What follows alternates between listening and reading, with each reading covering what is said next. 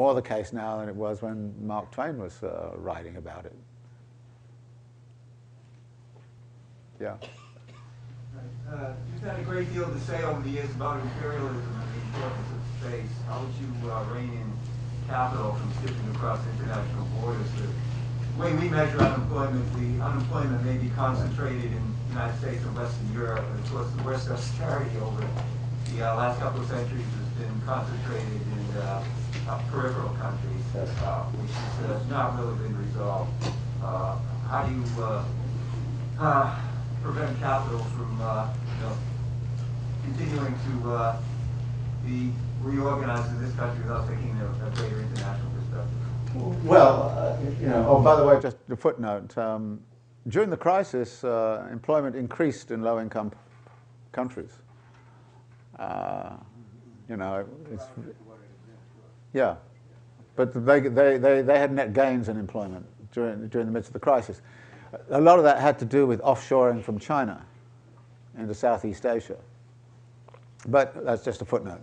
How do you stop capital moving around? The answer is it's very difficult to do unless you have capital controls. But of course, capital controls broke down at the end of the 1960s and the 1970s. But part of what was going on there was a labor control measure. I mean, one of the things I tried to recount in Enigma is to say you've got to look at a package of things. Labor was far too powerful vis-a-vis capital at the end of the 1960s in Europe and the United States and so on. And therefore there had to be strategies for capital to try to disempower labor. And how did it do it? Well, there were a variety of means by which it did it. But one of them was, of course, to offshore. But if you offshore, then you can't have capital controls. And if you offshore, you also need a financial system which is deregulated and which allows you to move stuff around the world relatively fast. In other words, you couldn't offshore if you didn't have a financial system that was able to service that offshoring. So you deregulated finance globally during the 1970s and 1980s, and then the Big Bang unification of all the global stock markets in 1986 and so on and so on. And you start to get all of this sort of floating exchange rates and currency futures and all the rest of it. So all of that starts to come in. So if you like, the spatialization of it was partly a way in which you broke the monopoly, the quasi-monopolistic control that, for instance, labor unions had within the national space. I mean, the British labor movement was very strong in its national space. The US labor movement was very strong in its national space. So what did you do? You decentered it all, and so the national space is gone, so and so is the union. So how do you stop it? Well, it's not unfeasible to have capital controls at various points. Malaysia put them on very briefly. But there are tactics, and again, there are various ways in which you can start to talk about severance costs and so on. And again, forcing corporations to internalize some of the costs that they really do impose upon the world around them is social reproduction, but it's not only social reproduction in the present. You could also argue there's some cost into the future that needs also to be taken into account, so that people cannot move out without paying a fine before they go, kind of thing. In which case you have, this is going to put a drag upon capital mobility. But again, you need comprehensive agreements to be able to do that kind of thing, because capital can sort of it's the most mobile and it's the most mobile form of capital. It can move very easily, and it's very hard to track and trace. And as you see through the drug trade, there are always all kinds of ways in which you can launder it, and so it's always difficult to control that. But I'm thinking here that, again, one of the things that has to be struggled for as an interim movement would be certain universal conditions of labor rights.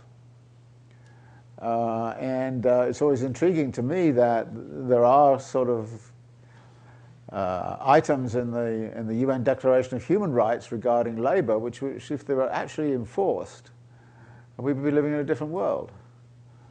It would still be a very capitalist world, but the rights of unions will be protected.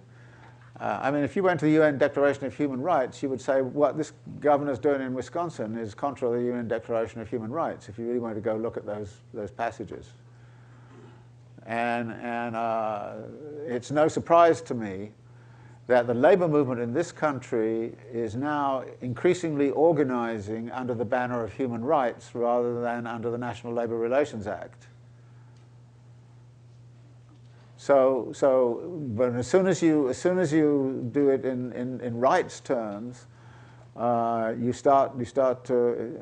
I mean, I'm not actually in favor of this in some ways, but I can see tactically why they're doing it. As soon as you argue in rights terms, there's a certain universality which you can attach to it, which can then transcends borders. And in the same way, you can have a UN criminal court against crimes against humanity. You should have a UN criminal court for crimes against labor, and then see what happens. I mean, so there are moves that can be made there, which would, I think, check some of the worst abuses of labor systems, but also at the same time constrain so that labor capital is not quite so mobile as it typically has been. Yeah. Just a brief addendum to your quotation from Mark Twain. I thought you were going to quote Marx quoting the state, the managing committee of the bourgeoisie as a whole. Yeah, right. Yeah, Mark Twain's cooler, Doesn't get me in. I quote Marx all the time, and you come to say, well, maybe I can find somebody else to quote. Yes. I'm very interested in your argument. I wanted to ask you whether you thought it would be helpful to think both analytically and strategically politically about gender. And my thinking on this says that one of the things that has, at least according to media, so notoriously put the Tea Party in its place are these people this group of people who used to be called political independents and have come to be identified now as Tea Party supporters, the disgruntled, white, would have been called working class male. And in thinking about that, you mentioned this assault on union power that's been going on, and of course one of the things that I think about when I think about unions is not only that they've gotten smaller over time, but of course they've become feminized. And the union workers of today tend disproportionately to be women or doing feminine kinds of labor.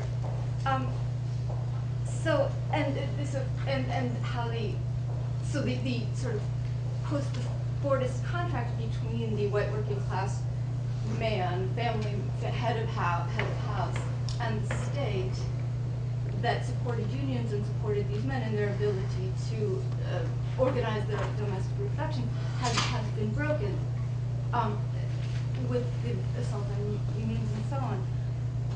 So, which leads me, not just me, I mean, to interpret this identification with this radical liberalism, this left-right anarchism, what do they call it?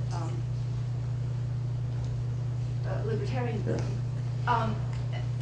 to interpret that as sort of a way of this group of men trying to hold on to some sort of sense of personal empowerment under increasingly difficult circumstances, given the organization of public and private and gender identity and the personal sense of self-respect and so on that we have. So then, when I hear you calling for an anti-capitalist movement, I'm completely sympathetic to this. And it seems to me from your analysis and also from the people that I think of who are engaged in anti-capitalist movements, politics at this time, that gender is, that your analysis would say that if capital is shifting these externalities to the realm of social reproduction, and so we've got this crisis of capital, which is now a crisis of social reproduction, then rearranging social reproduction becomes a critical concern for anyone involved in an anti-capitalist politics, or trying to imagine a different world and create this different world that you're calling for. So, I guess, would you agree with this, and do you think it would be helpful to think about gender? Yeah. I mean, you know, when you externalize cost of social reproduction, a lot of that does fall on women. I mean, a tremendous amount of it, actually. And, you know, it depends on, obviously, on the situation. But this is also true within the labor force as well. And this is why the new forms of organization that are springing up around labor issues frequently have, particularly around the human rights, using the rights framework, frequently have a far stronger gender feminist content than the traditional unions did. I mean, the unions have got a little bit better over time, but, you know. For instance, came out of the Detroit Forum was this idea of an excluded workers' Congress, and we have a group in New York which puts together, for instance, the domestic workers. Now, they're not all women, but they're 90% women, and the organization of the domestic workers, and they've now got, they finally forced a charter through Albany of a domestic workers' Bill of Rights. Now, it's not anywhere near as strong, and there are all these problems about enforcement and you know. And I think they're having difficulty, having gone from the campaign to get the thing, and when they get into the nitty-gritty of how do you enforce it, it's real messy. But they're in alliance now with, for instance, the restaurant workers, the taxi drivers, which are mainly male and heavily ethnic, you know, Sikhs and the rest of it. So the taxi drivers union is part of this. And, you know, there are about 15 or 16 organizations that have got together around pointing out that their situation is such that there's no way in hell they could ever organize a union through the National Labor Relations thing. To begin with, there's not a factory you can decide whether you've got 50% of the vote of. I mean, how would you actually find out whether you've got 50% of the vote of the domestic workers?